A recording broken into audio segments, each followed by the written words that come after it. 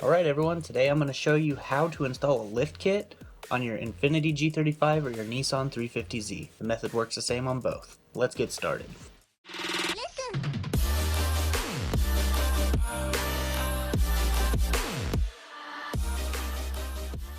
So I'm going to show you how to raise the G35 or 350Z, whichever you're working on. The methods are the exact same. This can be reversed at any point in time if you don't like it. But for me, I kind of want to put some off-road tires, some off-road wheels, lift it up a little bit, go have fun, put some skid plates under it, light bar, all that cool stuff. And with my theme, I think I can pull it off. So I'm going to show you how to do that. Obviously, one of the first things you're going to do is make sure your ball joints are good. This one was one of the bad ones that was on my car, and it was clunking pretty bad. So as you can see, I removed this one, put the new one in. I do not have an install video on that, but I will get one out soon. You need a jack stand, 4-way, or an impact works fine. Make sure to break the lug nuts loose while it's on the ground. It's a little bit easier if you don't have an impact to do it that way. I'm showing you the method to do it without an impact. In this shot, I did not put the jack stand under there, but I did end up putting a jack stand under there. So make sure to put the jack stand underneath and rest it on the frame. So right here, as you can see, I have a 14mm and I'm loosening them up at the upper control arm. This is not the proper method. I recommend doing it this way. As you can see in the picture, I separated it from the knuckle. This is a much easier method. I found this out after doing it, so figured I would take some pictures along the way. At the bottom of the strut, you will find a 17mm nut and bolt. Remove those to remove the bolt from the strut. And as you see this bolt over here, you will remove that as well and remove the end link. It'll make disassembly way easier if you do it this way. Here up at the top, you'll have three 12mm nuts you will remove. Once you remove these, the strut will drop down just a little bit if you've removed the lower bolt first, and then you can pull the strut out.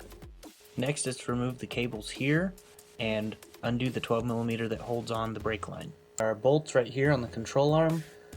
This is why I decided to just remove the upper control arm from the knuckle itself, because these bolts are hard to get out with the strut there, so I figured it'd be a lot easier and time saving unless you have to replace the upper control arm. As you can see, these are the iBox springs. These are aftermarket. I thought these were the OEM springs, but these are the 2-inch drops, so that explains why it's sitting lower than what I thought it would for being factory. So as you can see right here, these studs are going to have to come out because as you can see with this spacer there, I can't get nuts on top of those bolts. So we're going to have to knock the studs out and put in new studs. So what you're going to want to do is obviously get some spring compressors to compress the spring down. Be very careful, make sure to use the safety clips and make sure they're actually engaged. You don't want to hurt yourself. As you can see, it's getting a little bit looser like this right here. Now that it's loose like that, we have access to these studs a little bit better. Grab some penetrant, best line, some PB Blast, liquid wrench, whatever you have laying around. Grab some vice grips, squeeze the metal together. I like to do it like this on these because that little metal piece can come off and this kind of holds it all there. So go ahead and just smack it with the hammer. It comes right out. It might take some wiggling, but it comes out. And get the new stud, put it in, and then repeat the process to the other side. Now I do have a method for getting these tightened, and I'll show you that right here. So basically I just made this little washer. It's just two oversized nuts with a plastic black thing in the middle. I don't even know what it is, but you want to take the 12mm nut that comes factory and just basically tighten it down to where you snug it up, kind of like if you were doing a wheel stud on like a wheel hub to replace a lug nut stud. So it's pretty simple. Just repeat that process to all the other ones and you'll be good to go. The spacer on, as you can see, it fits in there nice and snug. So now we can just remove the spring compressors and then we can put this in the car.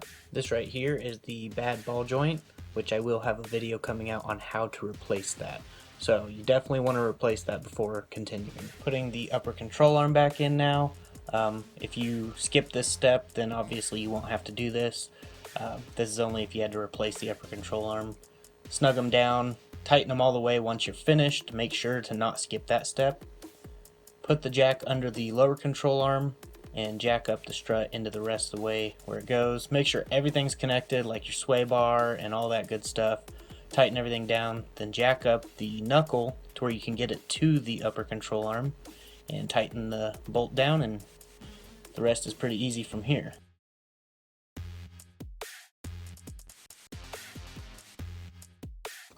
Well, as you can see, it's definitely at about factory height level, which makes sense since I only put a 2-inch spacer on the front.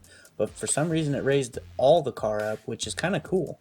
I'll go show you the passenger side real fast. As you can see, the passenger side has 4-finger gap now, and I could only fit 2 before. Now I have to install the rest, but let's get started on the rear now. Alright, for the rear, get the wheel off.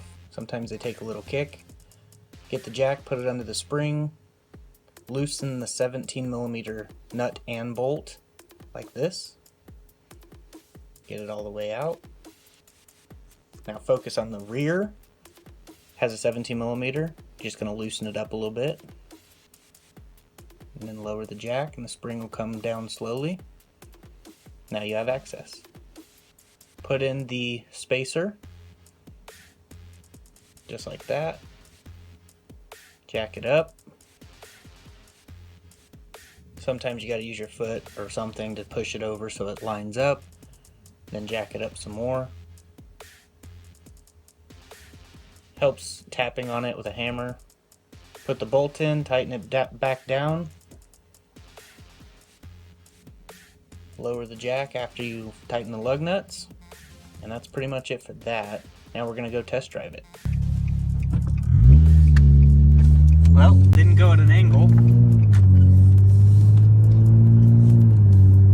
Riding way smoother than it was. The alignment's good, which is really surprising for when you raise or lower a vehicle, the alignment goes off. I'm sure it's off a little bit on the alignment rack, but we won't know that until tomorrow. I'm gonna take it for a quick little pull, make sure it still goes fast.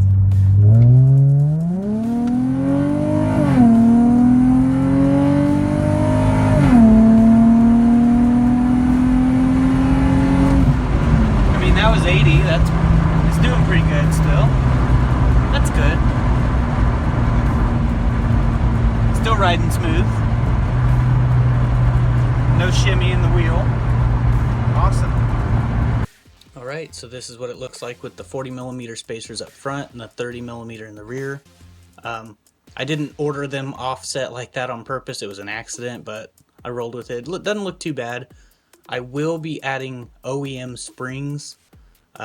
Because the OEM springs sit 2 inches higher than this, so it should sit about 4 inches higher total, which will look really good because I'll have a lot of wheel gap with the right set of tires. It will look really good.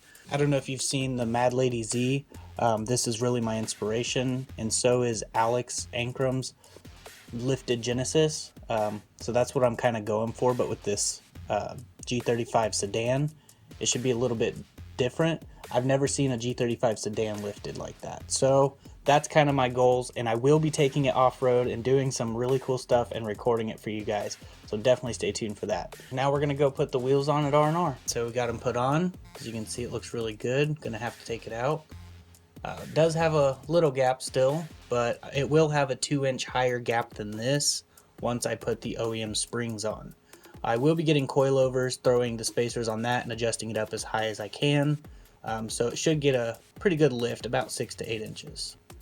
So we're just going to make sure that nothing's rubbing with it currently as it is right now. So I'm going to have him go turn it around. And it made the turn without rubbing at all, which is really good. So that's what it looks like now. Looks really good. Now I know that it'll fit under here, so I will be installing a light bar soon as well. And the tires I'll be using are different from the ones you just seen. They will be more of a mud tire. This will still be daily driven, but I'm gonna have some fun with it. Why not do something different? I can pull it off with this theme, I believe. So I hope this video's helped someone out there. If you like the video, definitely smash the like button, subscribe to the channel, and stay tuned for more, because I'll have more on the lifted G35 sedan.